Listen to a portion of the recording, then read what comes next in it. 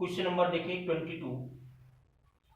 2.4 metre व्यास के किसी एक समान आवेशित गोलीय चालक, एक कोई गोलीय चालक है, इसका व्यास दिया हुआ है 2.4 मीटर, डायमीटर 2.4 मीटर है। इसका पृष्ठ आवेश घनत्व, पृष्ठ आवेश घनत्व का मतलब एकांक क्षेत्रफल पर उपस्थित आवेश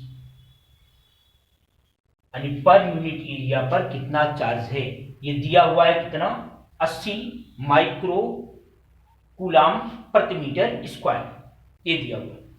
ज्ञात क्या करना है, गोले पर आवेश ज्ञात करना है कि गोले का आवेश क्या है।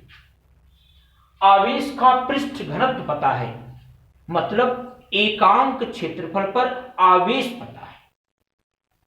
तो मान लो इस पूरे पर अगर आवेश स्मॉल q है, तो चूंकि सिग्मा बराबर क्या होगा q बाई ए।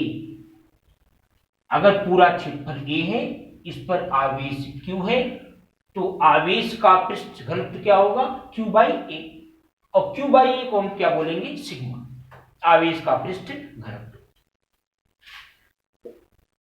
चूंकि ये गोला है और गोले का जो सरफेस एरिया होता है, जो क्षेत्रफल होता है, वो होता है 4 पाई आर स्क्वायर। तो Q बराबर क्या हो जाएगा सिग्मा इंटू क्या 4 पाई आर स्क्वायर। सिग्मा का मान दे रखा है 80, लेकिन माइक्रो है, माइक्रो का मतलब हम -6 से गुणा कर देंगे, माइक्रो हट जाएगा। 4 पाई का मान जानते हैं 22/7 आर स्क्वायर। आर का मतलब देखिए व्यास दिया हुआ है, डायमीटर दिया हुआ है 2.4 मीटर, तो इसका जो रेडियस होगा वो होगा 1.2, इसका क्या हो जाएगा स्क्वायर। अब इसी को हम हल करेंगे, हल करने पर जो आएगा वही इसका आंसर होगा। इसको हल करेंगे तो ये आएगा 10.1376 10⁻³ इसमें इसे भाग देंगे, ये आएगा 1.45 10⁻³ कूलाम। इतना क्यू बराबर आया, यही इसका आंसर हो गया। इसका बी वाला पार्ट कह रहा है कि गोले के पृष्ठ से निर्गत कुल वैद्युत फ्लक्स बताएं। वैद्युत फ्लक्स की गणना करनी है, टोटल वैद्युत फ्लक्स की। तो हम जानते हैं कि किसी बंद पृष्ठ से गुजरने वाला जो टोटल वैद्युत फ्लक्स होता है वो फाई ई ये बराबर होता है Q बाई एप्सिलॉन नॉट। तो फाई ई बराबर Q का मान आपने निकाल रखा है 1.45 10⁻³ और एप्सिलॉन नॉट का मान होता है 8.854 10⁻12। अब इसको हल करेंगे, हल करने पर लगभग वैल्यू आएगी इसकी 1.67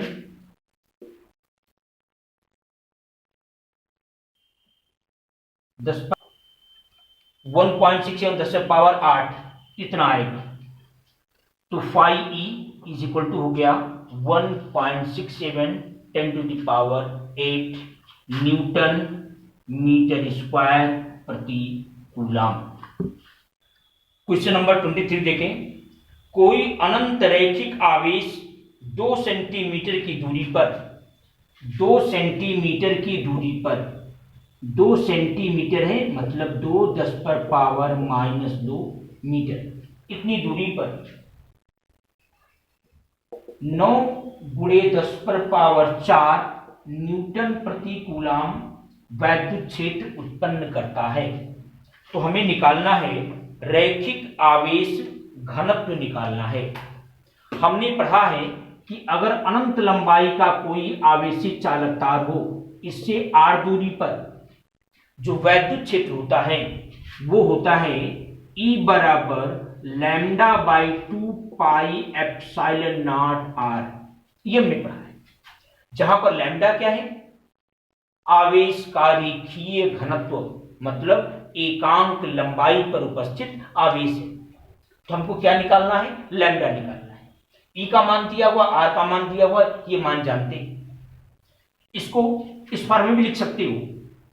ई बराबर देखें, ऐसे लिखिए 1/4 pi epsilon naught 2 lambda by r. ऐसा इसलिए लिखे क्योंकि इसका मान हमें पता होता है। इसका मान कितना होता है? 9 10 पर पावर 9 2 लैम्डा। आर का मान दे रखा है 2 10 पर पावर -2। ई का मान भी दे रखा है 9 10 पर पावर 4। देखिए 2 से 2 कैंसिल हो जाएगा, यहां से आप 9 से 9 को काट सकते हैं। यहां देखिए लैम्डा इज इक्वल टू क्या हो जाएगा? 10 पर पावर -2 है, ये ऊपर जाएगा। 10 पर पावर कितना हो जाएगा? 11 इधर जाएगा तो 10 पर पावर 4 बटे 10 पर पावर 11, ये ऊपर जाएगा। 10 पर पावर आएगा -7। या ऐसे कह सकते हैं लैम्डा बराबर 10 गुणे 10 पर पावर -6।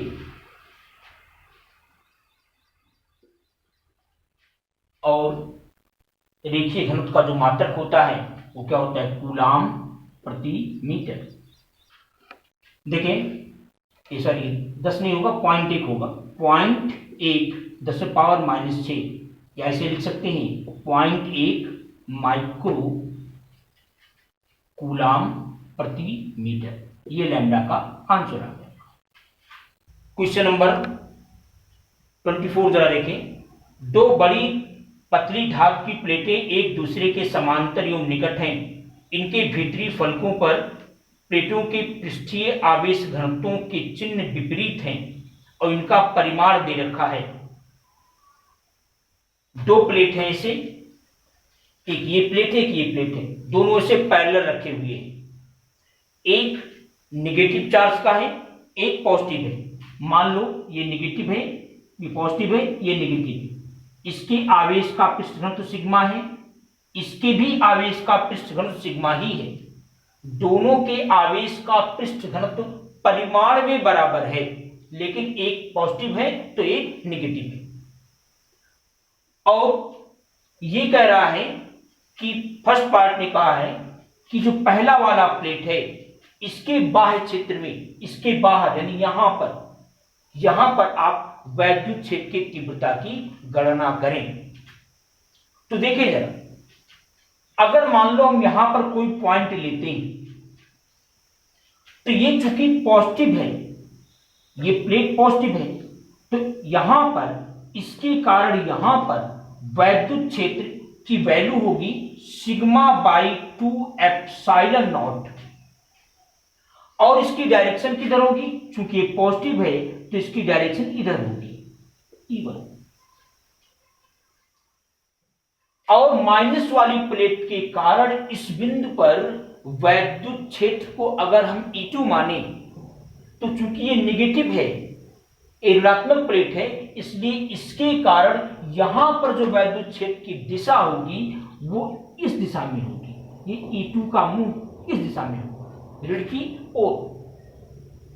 परंतु वैल्यू में क्या होगा? वैल्यू में होगा इतना ही 2 एप्सिलॉन नॉट, लेकिन ये माइनस में होगा, इसलिए परिणामी वैद्युत क्षेत्र की तीव्रता क्या जाएगी?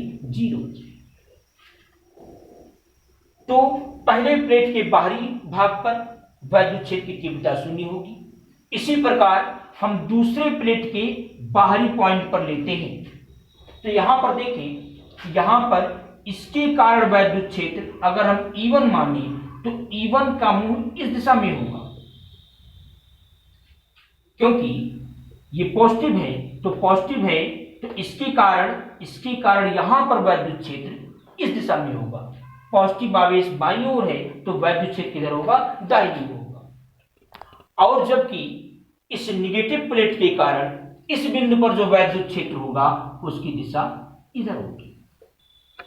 तो देखें यहां भी E1 व E2 परिमाण में बराबर है और दिशा में विपरीत है, इसलिए इस दूसरे प्लेट के बाह्य बिंदु पर भी वैद्युत क्षेत्र की तीव्रता 0 आएगी, क्योंकि प्लेट के समीप बह रहा है। समीप का मतलब ये दूरी पर डिपेंड नहीं कर रहा है। तो इस प्लेट के यहां पर और इस प्लेट के बाहर दोनों स्थानों पर जो परिणामी वैद्युत क्षेत्र की तीव्रता होगी वो शून्य होगी। तो पहले का और सी वाले का दोनों का शून्य आएगा।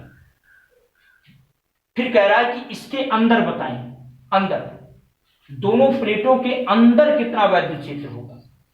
तो देखें, अगर हमें अंदर निकालना है, पहले आप इस धनात्मक प्लेट की बात करें, इसके कारण यहां पर जो वैद्युत क्षेत्र की दिशा होगी, चूंकि ये पॉजिटिव है तो इसके कारण वैद्युत क्षेत्र किधर हो जाएगा, इस दिशा में होगा। और ये नेगेटिव है तो नेगेटिव के कारण उसकी ओर होगा, अर्थात इस दिशा में होगा।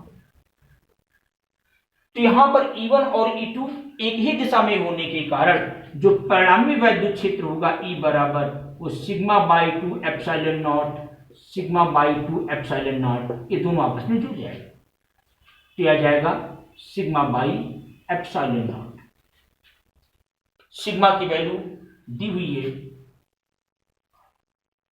17.0 10⁻⁻22 और सिग्मा एप्सिलॉन नॉट का मान होता है